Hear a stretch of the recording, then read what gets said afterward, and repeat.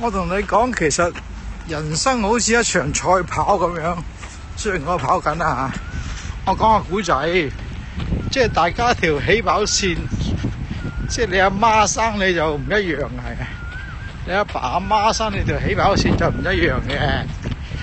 咁所以大家起步點唔一樣，但係個終點大家都係一樣，大家知係咩啦？唔使我講啦嚇。有啲人咧佢就即係佢年青嗰陣時候跑得快啲嚇，但係有啲人咧佢即係佢幾年班，即係小學2年班、3年班、4年班都未識晒 A 至 Z，好似我二女咁樣咧，又未必嘅，佢又可以即係 IB 唔知41定43分，我唔記得咗。咁我就慢跑嘅啫，我唔係好中意好快。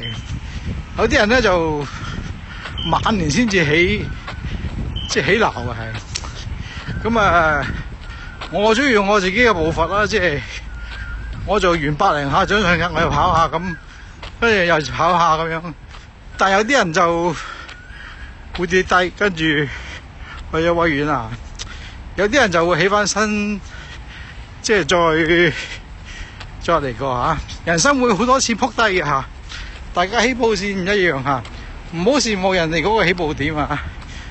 阿爸阿媽生你唔一樣嚇，地點不一樣，但係佢嘅終點係一樣，唔使我介紹係。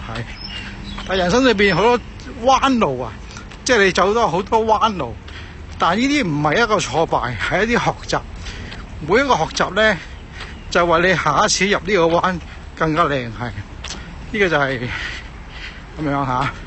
咁當你跌傷咗斷咗隻腳之後咧，並唔係話要將你即係上天要將你收回咁嘅意思，佢將你重新創造一次係，要再嚟過嚇。即係可能你唔跑步啦，走去做教練，走去做整車咁樣啊。即係整車唔係幾好一個行業，走去做醫生咁樣啊。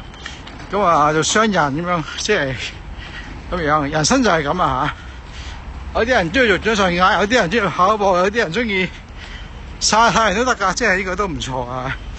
有啲人中意做 sit up 咁樣嚇，有啲人用嚟傾下偈咁樣散下步。